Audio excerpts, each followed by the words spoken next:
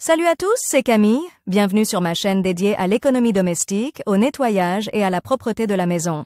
Restez avec moi pour des conseils pratiques et efficaces. Donc, au sujet de la vidéo.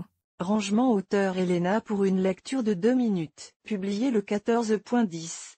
2019. Un drap sur élastique est une invention relativement récente qui facilite grandement le quotidien. Avec son aide, vous ne pouvez pas vous inquiéter que le linge de lit délogé, enveloppé, et le repassage d'un tel produit est pratiquement inutile, car il se lisse tout seul au moment où vous le tirez sur le matelas. Cependant, la plupart des gens posent souvent la question suivante: et comment plier un drap extensible pour qu'il s'empile de manière compacte sur une étagère de l'armoire? Ne nous voilons pas la face, le pliage d'un tel produit est très difficile en raison de sa conception inhabituelle. Cependant, son pliage n'est pas difficile, même par rapport au drap classique. Nous allons vous expliquer comment plier rapidement un drap sur l'élastique et économiser ainsi votre temps et vos nerfs. Comment plier une feuille sur l'élastique? Photo. Pour plier correctement une feuille sur l'élastique, il suffit d'effectuer les opérations suivantes. Placer le produit sur une surface plane et dure, l'élastique vers le haut. Ensuite, pliez-le en deux et emboîtez les coins l'un dans l'autre, de haut en bas, de bas en haut. Au lieu de 4 coins,